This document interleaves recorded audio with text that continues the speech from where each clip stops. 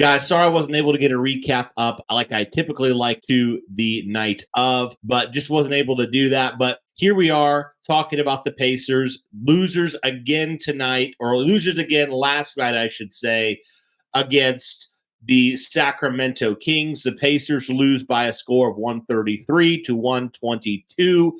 And, Pacers now have lost three straight games. They come off a 3-game winning streak and they come back and they lose three straight. And, this game, very frustrating in a lot of ways. Probably not as frustrating as the Knicks game, considering the Pacers were down, both Miles Turner and Jalen Smith in this game. Obviously, still have Tyrese Halliburton on a minutes count. Benedict Mathurin was back, and you did see how much you missed him in this game. But again, the Pacers continue to have a lot of problems on defense and just continue to allow basically teams to do whatever they want offensively. I mean, this has been kind of the trend for them all year, one of the worst defensive teams in the NBA. And we continue to see it night in and night out. It feels like just about every single night, the best player on the opposing team will have, one of their best performances of the season. And that was the case again here against the Kings at home as well, which the Pacers, now in the last four are now 3-1 at home. They were undefeated at home. But let's just dive right into this. Let's talk about what the Kings are able to do. I mean, when you look at their starters, 4 of their 5 starters, 15 or more points in this game. Obviously, Domantas Sabonis just continues to, be one of the best players in the NBA from that center position. He had in 35 minutes, 26 points, 11 rebounds, 7 assists, was 9 of 14 shooting, 8 of 9 shooting his free throws. Then De'Aaron Fox as well with 35 minutes, 25 points, 3 rebounds, 11 of 21 shooting. And then, Harrison Barnes added 22 points in 37 minutes, 4 rebounds, 1 assist. And so you just look at, 3 guys over 20 points in the starting lineup. That's not a good thing. And Monk coming off the bench had 23 as well. So the Pacers allow 5 guys, or the Pacers allow 4 guys over 20 points in this game. And when you just look at it, that's just not going to be good enough. Although I will say the Kings were really, really, really, really good shooting. They outshot the Pacers in their field goal percentage by 3%. And then again, 3-point as well. They were better than the Pacers. And so I think when you look at it, a lot of the stats were similar, with the Kings just rounding out the Pacers just by a few percent on both field goal and 3 points. I think some of the big things you saw in this game, the Pacers had 22 turnovers. The Kings only had 16, right? The rebounds were virtually the same. The Pacers had 1 more. But it kind of, when you kind of just looked at it, it just seemed like the Kings – they just couldn't miss in a lot of ways, right? And again, they attempted a lot more than the Pacers did as well, even though percentages are virtually the same, just slightly better in the Kings' favor. The Kings shot 5 more field goal attempts, and they also shot 5 more 3-point attempts, and so they just had more shots going up. And it felt like they had a lot of those second chance points. Again, it wasn't nearly as bad as it was, against the New York Knicks at all, but still, a lot of second chance opportunities. And that led to a lot more opportunities shooting the ball, spreading it around, doing all those things. And it just felt like the Pacers really never had an answer for what the Kings were able to do offensively. And obviously the turnovers were huge in this game. If the Knicks game was all about the rebounds, this game was all about the turnovers. The Pacers just turned the ball over. It felt like at just this ridiculous rate, 22 turnovers on the night. And so it felt like every time the Pacers would kind of get into a groove and you're like, okay, they're starting to figure it out.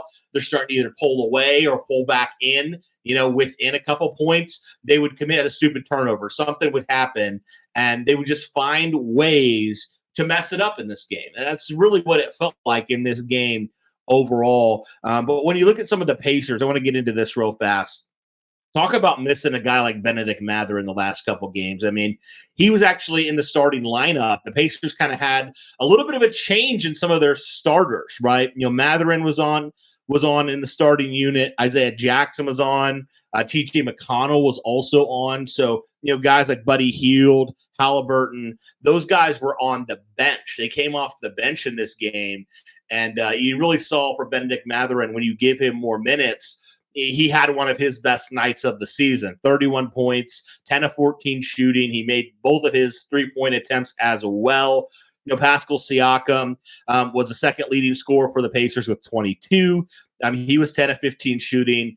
He just continues to struggle, guys, from the free throw line. And I don't know how you guys feel about it, but I just feel like he just has continued.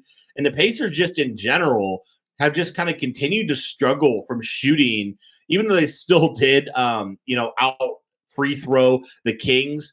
I just wonder how many of these games could be won by the Pacers if they would just make some of these free throws, right? And so, he had obviously 22 points, but then you kind of look at it. The rest of the starters, Isaiah Jackson, bad performance from him, kind of filling in at that power forward position in a lot of ways, kind of filling in for Miles Turner. So he, really didn't have that great of a game, especially defensively. He really, really struggled to contain Sabonis. Felt like Sabonis could do whatever he wanted all night long. He finishes with 10 points, 8 rebounds, 2 assists, was only 3 for 8 shooting. So not great offensively as well from him. And then Aaron Nesmith, only 6 points on the day. You need a little bit more from him. He didn't have a great night, 3 of 7 shooting.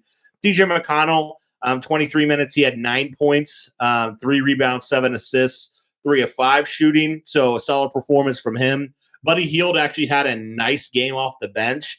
In 28 minutes, he had 17 points, 4 rebounds, 4 assists. He was 7 of 13 shooting. Although from the three-point line, he continues to struggle. 3 of 8 shooting for Buddy Hield. Tyrese Halliburton had 22 minutes, still on that minutes restriction.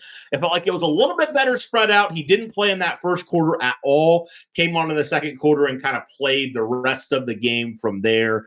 But on 22 minutes, he finished with 14 points, 3 rebounds, 1 assist, 6 of 10 shooting, 1 of 3 from the three-point line. Obi Toppin, 18 minutes, 6 points, 4 rebounds, 1 assist, 2 of 6 shooting. Ben Shepherd, 16 minutes, 7 points, 1 rebound, 2 of 6 shooting. Jarris Walker in 7 minutes did not score, but had 1 rebound and really only had 1 attempt at a shot. And so Pacers got to see a little bit of their 2 rookies get a little bit more experience in Shepherd and also Walker. I think you kind of saw a little bit from these guys why the Pacers haven't really played them. I don't think they're quite ready yet. They're still, kind of learning. Still going through some of those growing pains as being a rookie.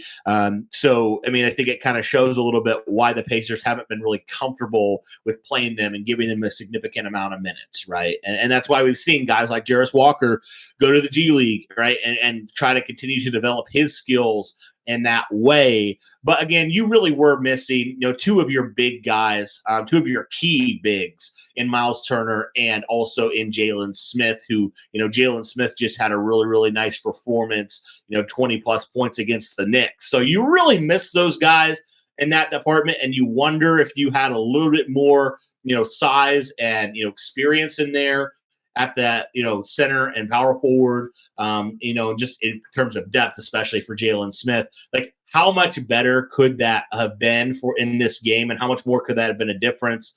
Obviously, the same with Halliburton.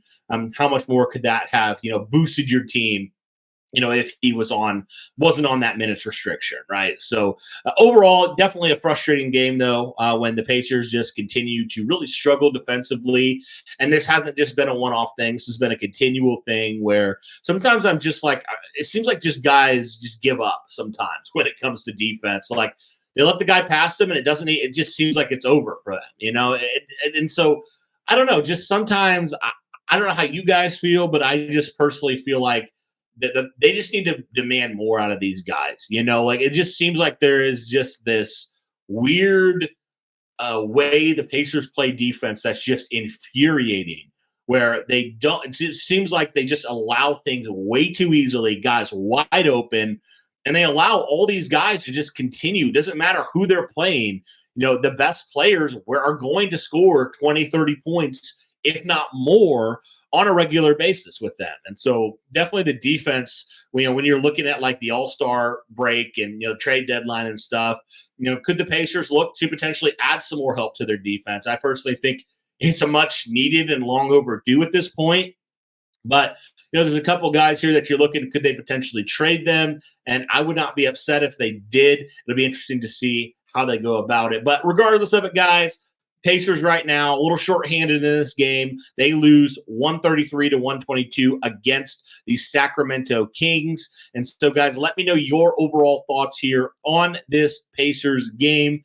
Now, again, hopefully the Pacers can get healthy. Their schedule is a little bit less grueling than it's been as of recent. So hopefully they can figure it out. When you're looking ahead at the Pacers and kind of some of their schedule moving forward, you think about it and you're like, okay, like it's not been pretty as of recent. There's been a couple games where you're like, oh, you definitely should have won that game. Oh, you should have won that game. Especially the Knicks game, you should have won that one. You got some games in there that you feel like you can start to win down the stretch, and if you can get healthy, you feel like, okay, we feel like we're in a good spot. But Pacers definitely have their issues, no question about it. So I would love to see this team fully healthy and clicking on all cylinders. And if they can do that, I think they can do some damage, but not looking good right now. But again, there's still a long way to go in the season. So let me know your guys' thoughts overall here on this latest Pacers game. That'll do it for this one, guys. Thank you so much for tuning in. And as always, guys, go Pacers.